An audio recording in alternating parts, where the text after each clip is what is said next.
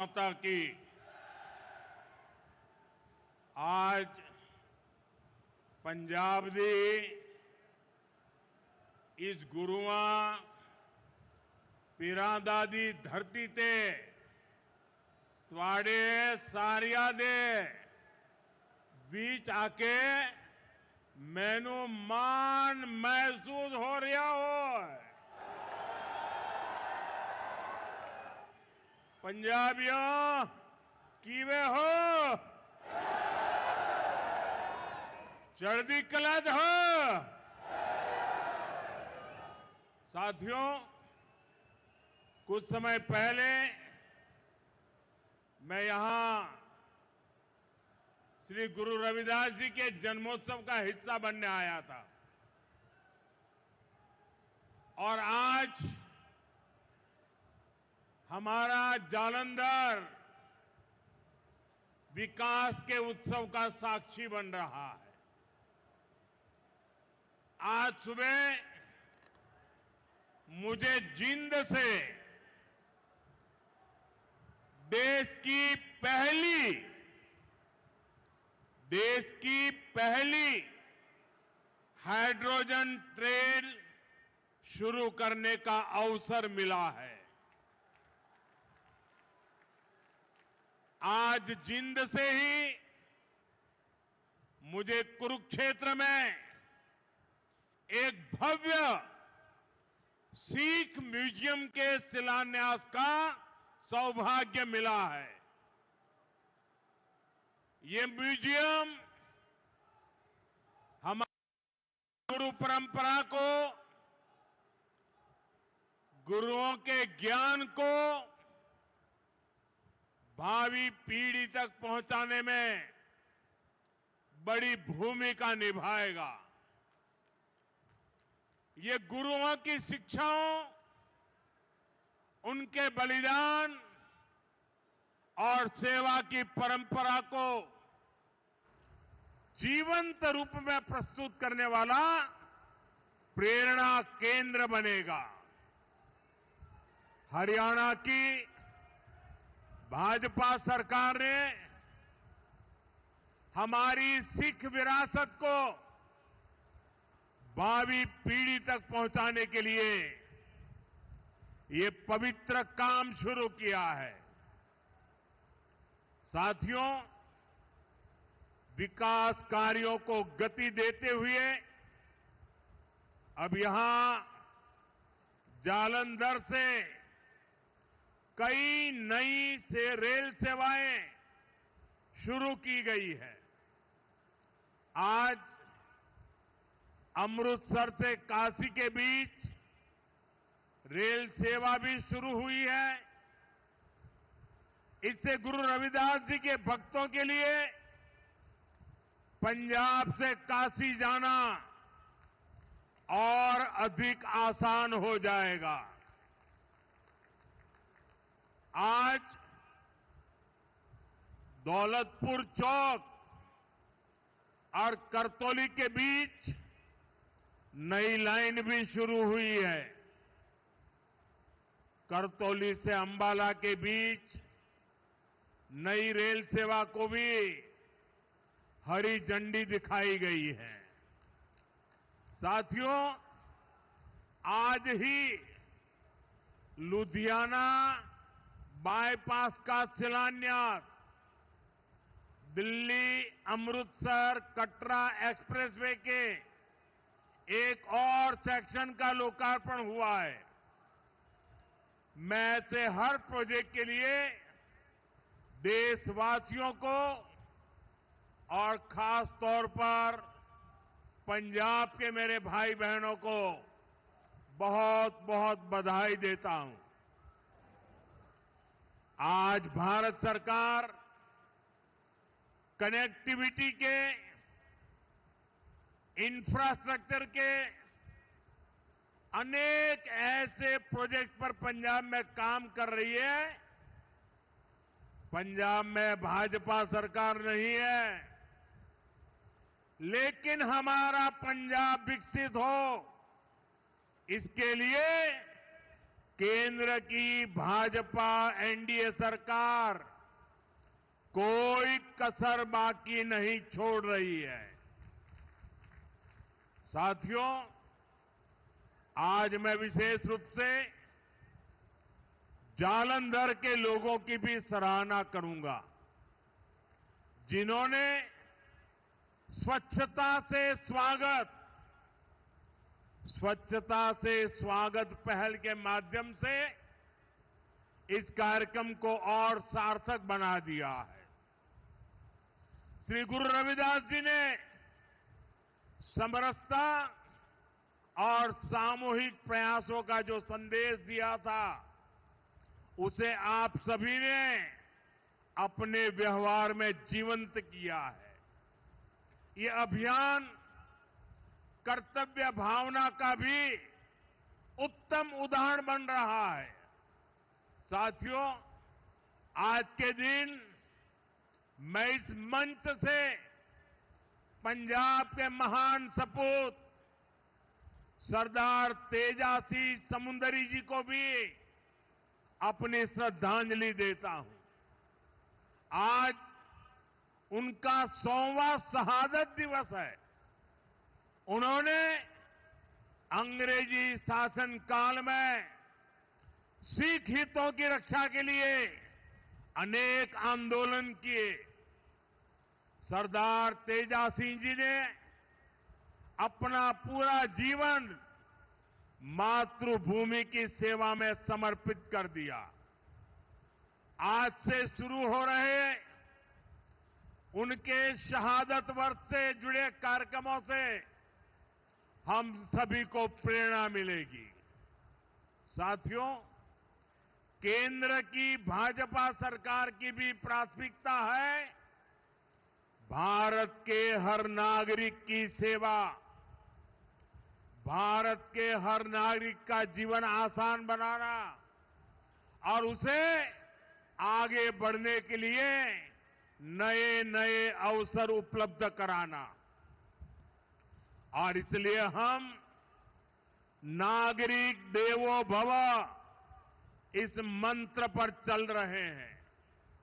गरीब हो, middle class हो, ऐसे हर परिवार को बेस्ट से बेस्ट सुविधा मिले, ये हमारा प्रयास है। और नागरिक देवो भव का ये भाव हमारे काम में दिखता है। साथियों, जो भारतीय रेल है, एक गरीब परिवारों की, मिडिल क्लास परिवारों की सवारी है। लेकिन 2014 से पहले तक रेलवे की क्या स्थिति थी, ये आप अच्छे से जानते हैं। कांग्रेस सरकार नई ट्रेनों की झूठी घोषणा करके आराम से बैठ जाती थी। हमारे जो रेलवे स्टेशन है, इनको तो कांग्रेस ने अपने हाल पर छोड़ दिया था। यहां तक कि अंग्रेजों के जमाने में जो स्टेशन बने थे, उनकी सूध लेने वाला भी कोई नहीं था। साथियों, भारतीय रेल का नेटवर्क इतना विशाल है कि रोज उसमें जितने यात्री सफर करते हैं, उतनी तो कई देशों की आबादी भी नहीं है। रेलवे के विकास के जो काम आज हो रहे हैं, ये 30-40 वर्ष पहले हो जाने चाहिए थे। लेकिन पहले की सरकारों की प्राथमिकता में ये काम था ही नहीं। गरीब और मिडिल क्लास को भी सुविधा चाहिए, इनको भी साफ सफाई चाहिए, इनके समय की भी एक वैल्यू है। ये पहले की सरकारें चर्चा तक नहीं करती थी। साथियों, ऐसी सोच से विकसित भारत नहीं बन सकता था। इसलिए बीते वर्षों में भाजपा सरकार ने स्थितियों को बदलना शुरू किया। आज पूरे देश में रेलवे स्टेशनों का कायाकल्प किया जा रहा है। अमृत भारत स्टेशन स्कीम के तहत 1300 से ज्यादा रेलवे स्टेशन को आधुनिक बनाया जा रहा है और इनमें से कई स्टेशन पर काम पूरा हो चुका है। आज ऐसे ही 75 स्टेशन का लोकार्पण किया गया है। साथियों, जब आप यहां जालंधर कैंट स्टेशन में जाएंगे तब आपको एहसास होगा कि वाकई हमारा देश विकसित राष्ट्र बनने की ओर बढ़ रहा है। ये केवल स्टेशन नहीं है, ये एक प्रकार से सिटी सेंटर है। जालंधर कैंट स्टेशन आधुनिक भी हुआ है और इसकी कैपेसिटी भी बहुत बढ़ गई है। ऐसे ही आनंदपुर साहिब, मुक्तसर और साहिबजादा अजीत सिंह नगर स्टेशन का भी कायाकल्प हो गया है। साथियों, हमारे नए रेलवे स्टेशन व्यापार कारोबार का भी माध्यम बन रहे हैं। यहां जो लोकल कारीगर है, विश्वकर्मा साथी है, महिलाओं के सेल्फ हेल्प ग्रुप्स हैं, उनके उत्पाद स्टेशन पर बिक सके, ऐसी व्यवस्था बनाई गई है। और ये अमृत भारत स्टेशन हमारी विरासत, हमारी धरोहर के दर्शन भी कराते हैं। अब जैसे जालंधर है, यहां की पहचान स्पोर्ट्स से है, खेलकूद से है, तो जालंधर कैंट स्टेशन में पंजाब की खेल परंपरा और लोक संस्कृति के दर्शन होते हैं। आप आनंदपुर साहिब स्टेशन जाएंगे तो वहां तख्त श्री केसगढ़ साहब की झलक दिखाई देती है। कालका स्टेशन पर श्री काली मंदिर के दर्शन होंगे। यानी हमारे स्टेशन अब हमारी संस्कृति, सभ्यता के प्रतीक भी हो गए हैं। साथियों, हम अपने पूर्वजों से प्रेरणा लेते हुए, उनका मान बढ़ाते हुए ही एक सशक्त राष्ट्र बन सकते हैं। इसी पवित्र भाव से ही आदमपुर एयरपोर्ट का नाम श्री गुरु रविदास जी महाराज जी एयरपोर्ट किया गया है और चंडीगढ़ इंटरनेशनल एयरपोर्ट पर अब शहीद भगत सिंह इंटरनेशनल एयरपोर्ट के नाम से जाना जाता है। और ये काम भाजपा सरकार ने किया है और हमें इस पर गर्व है। साथियों, ये धरती शेरे पंजाब महाराजा रणजीत सिंह की धरती है। महाराजा रणजीत सिंह के शासन में खुशहाली भी थी, सुरक्षा की गारंटी भी थी और समाज में सद्भाव भी था। लेकिन पंजाब में आज क्या हो रहा है, ये किसी से छिपा नहीं है। यहां विज्ञापनों के दम पर विश्वासघात की तस्वीर छिपाई जा रही है। आज पंजाब में कानून व्यवस्था बेहाल है। कब कहां गैंगवॉर हो जाए, किस दिशा से गोलियां चलने लगे, कोई कह नहीं सकता। यहां व्यापार कारोबार करना मुश्किल हो गया है। सरेआम लोगों से फिरौती मांगी जा रही है। पुलिस थाने तक सुरक्षित नहीं है। आए दिन थानों पर अटैक होते हैं और सबसे दुखद तो ये है कि पंजाब का भविष्य भी बर्बाद किया जा रहा है। नशे के सौदागर खुलेआम घूम रहे हैं। पंजाब के युवाओं को नशे के दलदल में धकेला जा रहा है। साथियों, आज यहां जो लोग पंजाब की सत्ता में बैठे हैं, ये लोग बहुत घमंड से देश की राजनीति बदलने का दावा करते थे, लेकिन आज इनकी सच्चाई देश देख रहा है। 2-3 दिन पहले ही दिल्ली में इनके एक नेता को अदालत ने दोषी करार दिया है। उस पर दोष दंगे कराने का है, दोष एक पुलिस के आईबी अधिकारी की हत्या का है। और इन लोगों की बेशर्मी देखिए, अदालत ने सबूतों के आधार पर फैसला दिया, लेकिन ये लोग कोर्ट के फैसले पर सवाल उठा रहे हैं। ये लोग अदालत के फैसले भी मत मजहब उसमें भी ढूंढ रहे हैं, क्योंकि इनके वोट बैंक का सवाल है। साथियों, कुछ दिन पहले ही गुजरात में इनके एक एमएलए को कोर्ट ने 7 साल की सजा सुनाई है। ये सजा सरकारी अधिकारियों पर हमले और वसूली के मामले में सुनाई गई है। वसूली, उगाही, अवैध कब्जे, ये सब इनकी राजनीति का ट्रेडमार्क बन चुके हैं। ऐसे ही अनेक मामलों में कई सारे लोग तो अभी जमानत पर बाहर चल रहे हैं। यहां पंजाब में ही देखिए, जिसको स्वास्थ्य मंत्री बनाया उसको घूसखोरी के चलते बर्खास्त करना पड़ा। एक मंत्री पर मनी लॉन्ड्रिंग जैसे गंभीर आरोप है।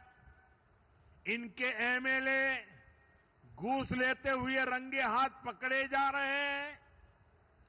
ऐसे गिनते जाएंगे तो इनकी सरकार और इनकी पार्टी में कम ही लोग मिलेंगे जिन पर कोई दाग न हो। साथियों, जनता की सेवा का काम साफ नीयत से होता है, ईमानदारी की भावना से होता है। लेकिन आज जो पार्टी पंजाब में सरकार में है, उसकी ना नीयत साफ है और ना ही वो ईमानदार है। उसकी पहचान ही कट्टर बेईमान पार्टी की है। साथियों, केंद्र सरकार अपनी तरफ से हर संभव प्रयास कर रही है कि पंजाब की जनता को केंद्र की हर स्कीम का लाभ मिले। लेकिन कट्टर बेईमान पार्टी की सरकार में यहां लूट का खुला खेल चल रहा है। बीते 12 वर्षों में केंद्र से पंजाब को लाखों करोड़ रुपए भेजे गए। इस पैसे से गांव के रास्ते बनते, नहरें बनती, मंडियां बनती, लेकिन पंजाब सरकार ने उस पैसे को सही जगह खर्च नहीं किया। और बड़ी बात यह है कि ये लूट कर्ज के पैसे पर भी चल रही है। पंजाब के नाम पर कर्ज लिया जा रहा है। पंजाब का बजट कर्ज का ब्याज चुकाने में लग रहा है और यहां राज्य सरकार चला रहे लोग उस पैसे पर मौज कर रहे हैं। साथियों, आज हालत यह है कि पंजाब में विकास का हर काम ठप है। सिर्फ भारत सरकार की योजनाओं पर अपने नाम का स्टिकर लगाकर बेचा जा रहा है। आयुष्मान आरोग्य मंदिर जो पूरे देश में चल रहे हैं, उन पर यहां अपना स्टिकर चिपका दिया। पूरे देश में 5 लाख रुपए तक का मुफ्त इलाज देने वाली आयुष्मान भारत योजना चल रही है। यहां उसके साथ भी खेल खेले जा रहे हैं। साथियों, पंजाब का सामर्थ्य अद्भुत है। यहां के किसानों में, यहां के नौजवानों में बहुत क्षमताएं हैं। पंजाब तेजी से विकसित हो सकता है। इसके लिए यहां भाजपा की डबल इंजन सरकार जरूरी है। आप सभी के सामने बीजेपी की राज्य सरकारों का उदाहरण है। जब से दिल्ली में डबल इंजन सरकार बनी है, तब से दिल्ली के विकास को नई गति मिली है। आपके पड़ोस में हरियाणा है, वहां बीजेपी की डबल इंजन सरकार किसानों को 24 फसलों पर एमएसपी देती है। पंजाब में किसानों को सिर्फ धोखा दिया जा रहा है। केंद्र और हरियाणा सरकार कर्मचारियों को 60% डीए दे रही है। यहां 60% तो छोड़िए, जो मिल रहा है उसकी भी कोई पक्की गारंटी नहीं है। कर्मचारियों को अपना हक पाने के लिए भी धरना देना पड़ता है। और बहनों बेटियों की पीठ पर तो इन्होंने छुरा भोंका है। बड़ी बड़ी बातें करके वोट तो ले लिया, लेकिन पूरे 50 महीने चुप रहे। वायदे की याद तक नहीं आई। अब तक बहनों के खाते में 50,000 रुपया आ जाने चाहिए था, लेकिन बहनों को सिर्फ झूठ मिला। और साथियों, पंजाब में जो कांग्रेस पार्टी है, उसका भी अपना ही रोना धोना चल रहा है। पंजाब में कांग्रेस में कुर्सी का किस्सा ही खत्म नहीं हो रहा। ये इसलिए नहीं लड़ रहे कि पंजाब का हित कैसे होगा। इनकी लड़ाई इसलिए है कि इनकी जो कुर्सी है वो किसके पास रहेगी। और साथियों, अकाली दल का भी यही हाल है। वो भी अपने ही स्वार्थों में उलझे हुए हैं। उनको भी पंजाब के लोगों की कोई परवाह नहीं है। साथियों, पंजाब में असली बदलाव भाजपा ही ला सकती है। पंजाब को विकसित बनाने का काम भाजपा ही करेगी। पंजाब को आत्मनिर्भर बनाने का काम भाजपा ही करेगी। पंजाब में नया निवेश आए, पंजाब में रोजगार के नए अवसर बने, पंजाब में बने प्रोडक्ट दुनिया के कोने कोने में पहुंचे, ये काम राज्य में बीजेपी की सरकार ही करेगी।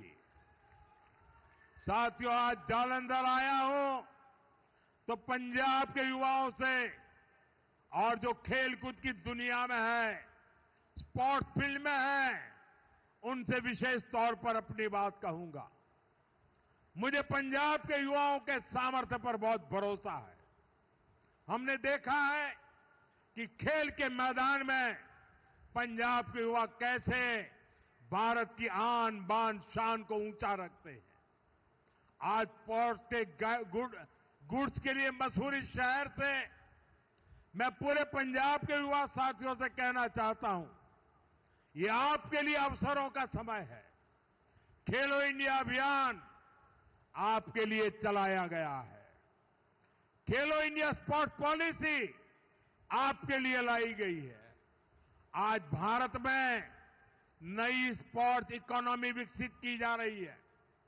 इस नई इकोनॉमी के केंद्र में जालंधर का स्पोर्ट्स मैन्युफैक्चरिंग इकोसिस्टम है।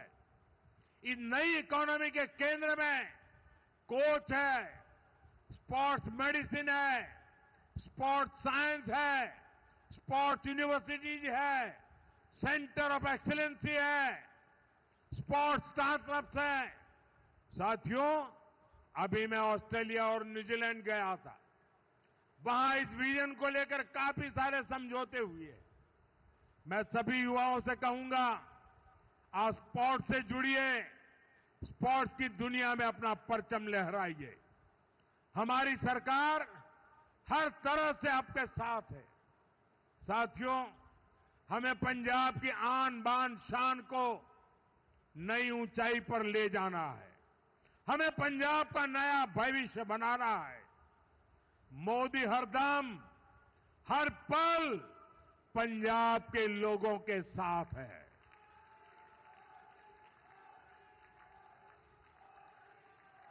साथियों, फिर एक बार सभी मेरे पंजाब के भाई बहनों को इन विकास कार्यों की बहुत बहुत शुभकामनाएं। मेरे साथ पूरी ताकत से बोलिए, भारत माता की, भारत माता की, भारत माता की, भारत माता की। वंदे वंदे वंदे वंदे वंदे वंदे। बहुत बहुत धन्यवाद।